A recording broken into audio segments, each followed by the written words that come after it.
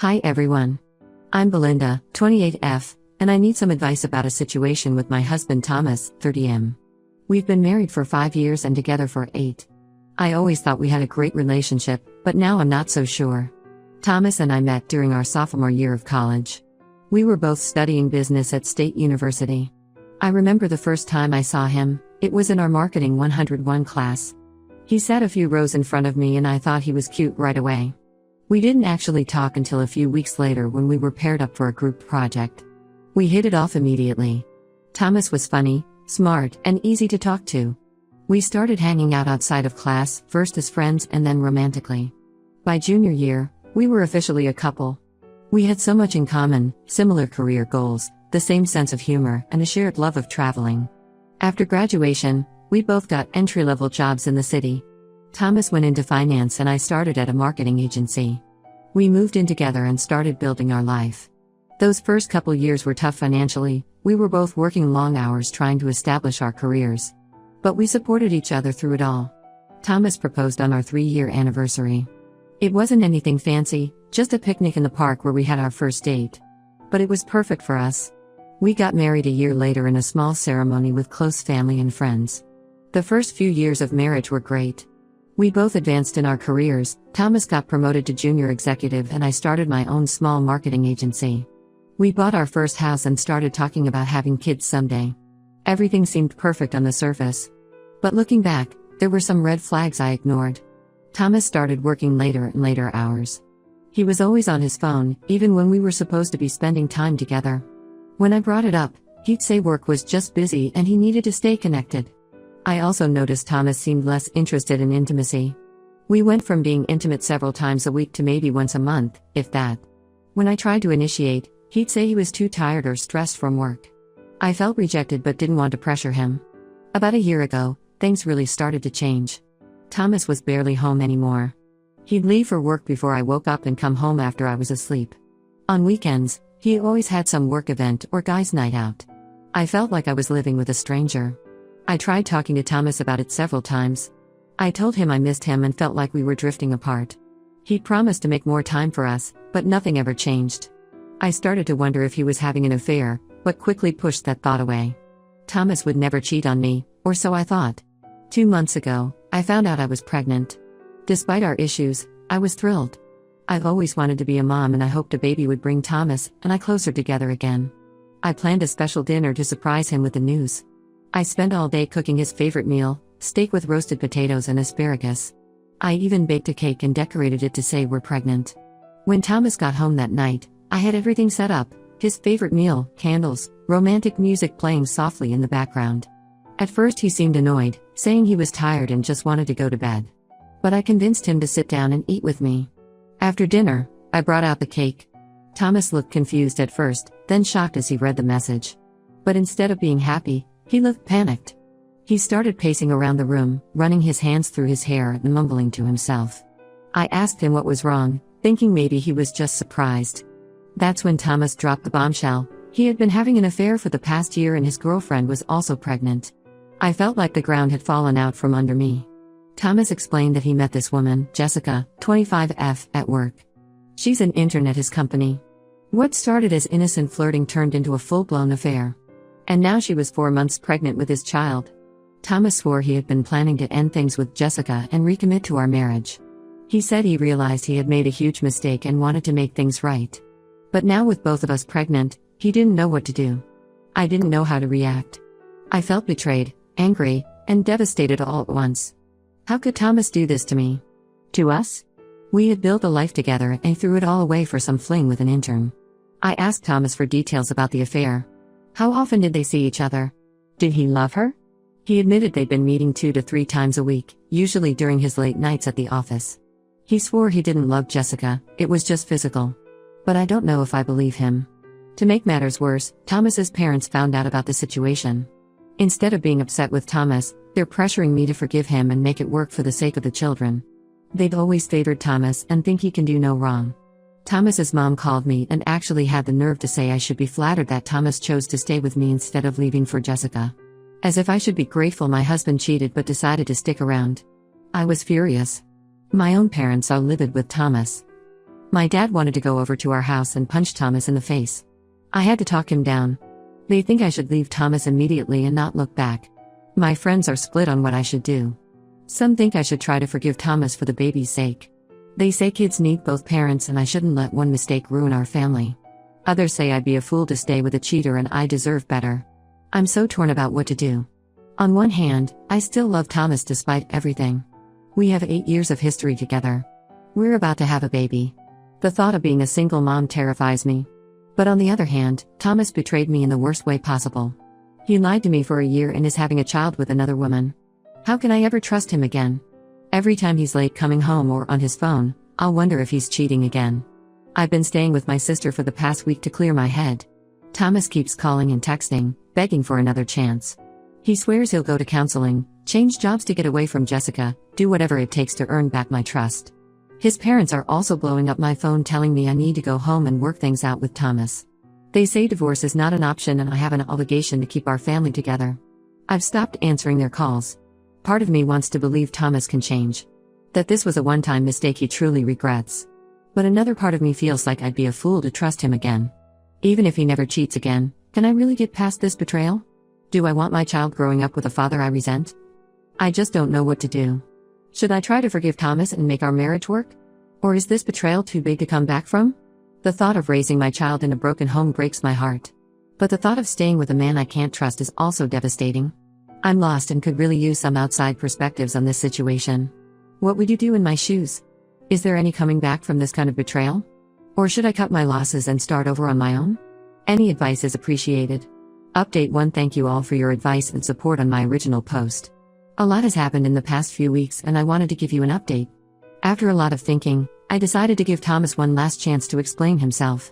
I agreed to meet him at a neutral location, a coffee shop near our house. I was nervous but determined to get answers. When we met, Thomas seemed genuinely remorseful. He apologized profusely and swore he would do anything to make things right. He said he had already ended things with Jessica and wanted to focus on our marriage and our baby. I was skeptical but willing to hear him out. Then Thomas dropped another bombshell. Jessica wasn't really pregnant. She had lied about the pregnancy to try to trap Thomas into leaving me. When Thomas told her I was pregnant, Jessica admitted her lie and Thomas ended things immediately. I was shocked. Part of me was relieved that Thomas wouldn't have a child with another woman. But another part of me was even more hurt that he had been willing to leave me for a lie. I told Thomas I needed more time to think. I went home feeling conflicted. That's when things took another unexpected turn. The next day, I got a call from an unknown number. It was Jessica. She was upset and begging to talk to me. Against my better judgment, I agreed to meet her. Jessica showed up at the coffee shop looking disheveled. She apologized for the affair and for lying about the pregnancy. But then she told me something that changed everything. She had proof that Thomas had affairs with multiple other women, not just her. Jessica showed me texts, emails, and photos proving Thomas had cheated with at least 3 other women over the past 2 years. There were messages arranging meetups, photos of Thomas with different women, even hotel receipts. I felt sick as I looked through it all. Thomas had been living a double life, and I had no idea. One of the other women Thomas had affairs with was my former best friend, Katie. We had a falling out about a year ago and stopped speaking. Now I know why. She had been sleeping with my husband behind my back. The betrayal cut deep. I confronted Thomas with this new information. At first he tried to deny it, but when I showed him the proof he broke down and admitted everything. He begged me not to leave him, saying he would get therapy and change.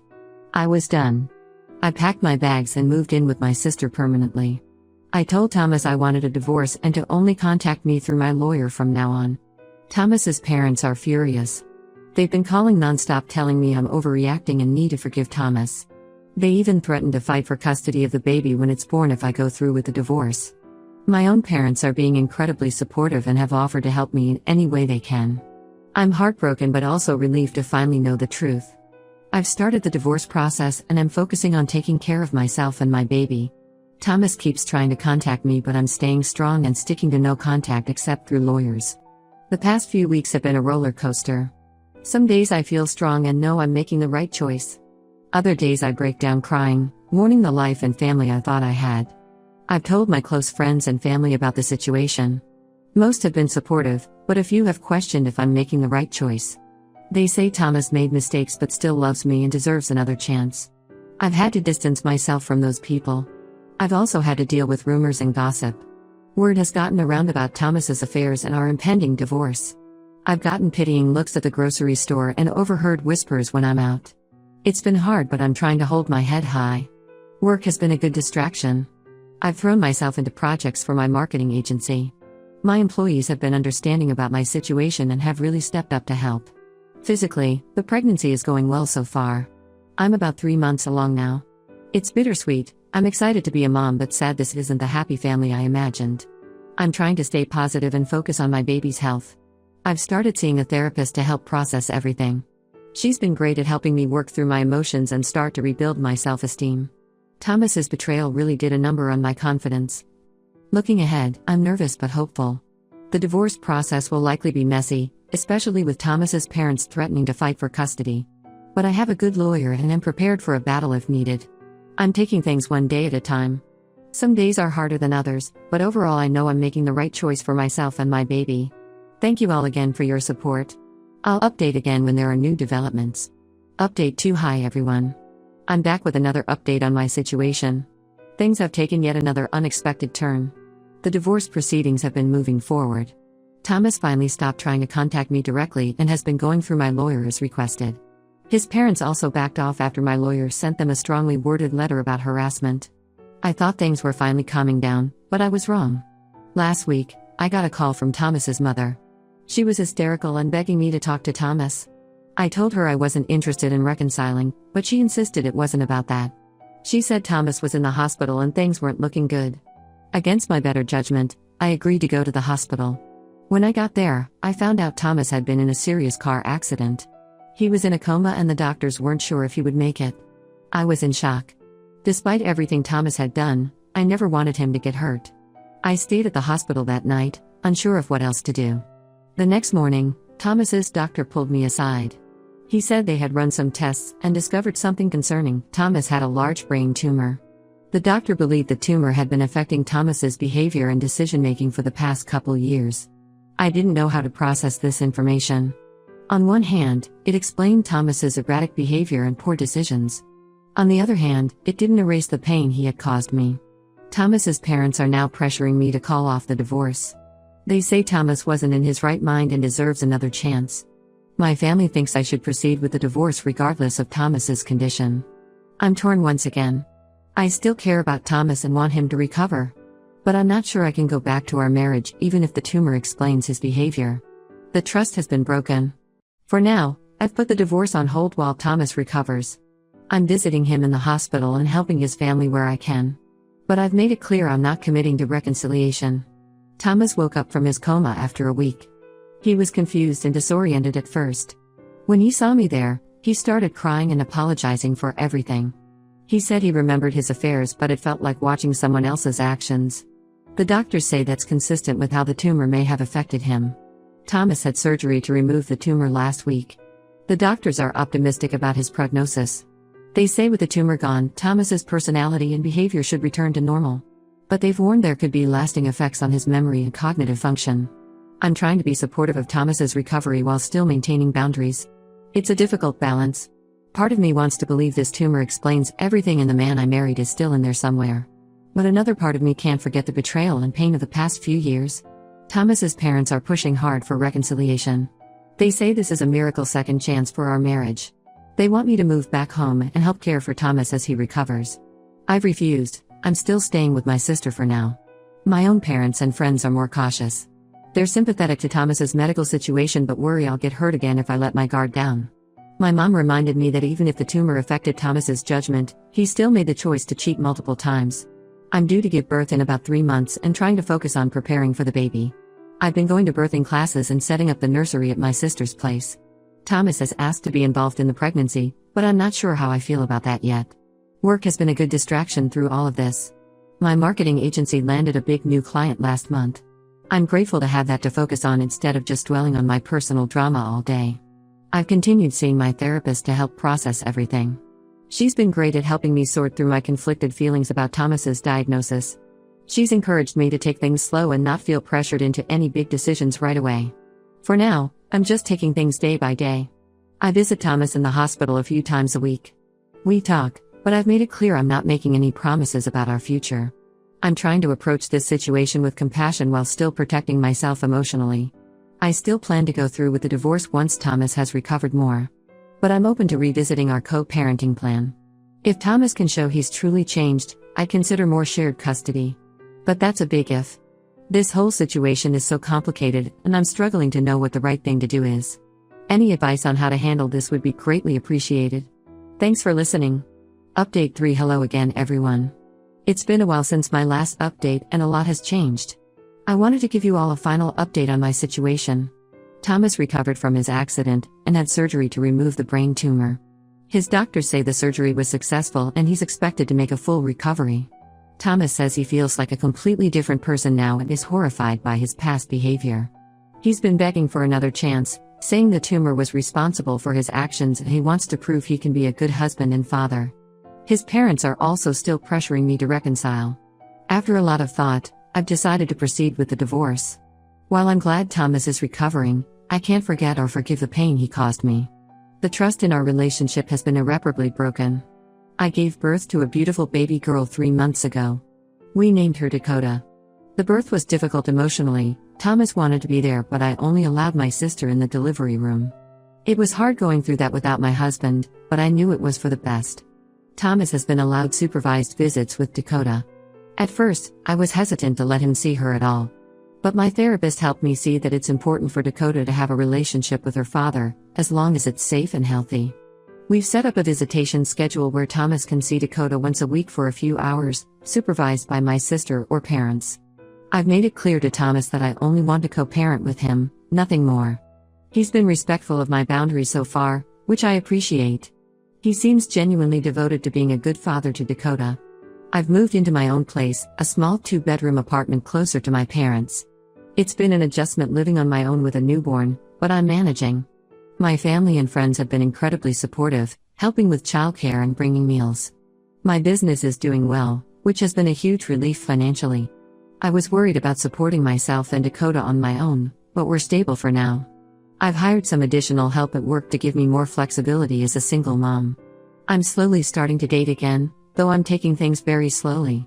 I've been on a few casual coffee dates, but nothing serious yet. It's strange being back in the dating world after so long, especially as a single mom. But I'm trying to stay open to the possibility of finding love again someday. Thomas's parents are still upset with me for going through with the divorce. They think I'm being unfair and robbing Dakota of a 2-parent home. I've had to set firm boundaries with them. They're allowed to see Dakota, but only if they respect my decisions and stop pressuring me about Thomas. There have been some challenges co-parenting with Thomas. He often tries to use his visitation time to talk about our relationship or push for reconciliation. I've had to be very firm about keeping things focused on Dakota. We're using a co-parenting app to communicate about schedules and Dakota's needs, which helps keep things more businesslike. Emotionally, I'm doing much better than I was 6 months ago. There are still hard days where I grieve the life I thought I would have. But overall, I'm happier and more at peace with my decision. My therapist has been a huge help in processing everything and rebuilding my self-esteem. Dakota is the light of my life. Being a mom is exhausting but so rewarding. Watching her grow and change every day reminds me that there's still so much good in my life, despite everything that's happened. Looking to the future, I'm cautiously optimistic. I know there will be challenges ahead as a single mom. The divorce proceedings are ongoing and there may be battles over custody and child support. But I feel strong and ready to face whatever comes. It hasn't been easy, but I know I've made the right choice for myself and my daughter. I'm looking forward to the future and excited to see what life has in store for us. I'm focused on being the best mom I can be and building a happy, healthy life for Dakota and myself.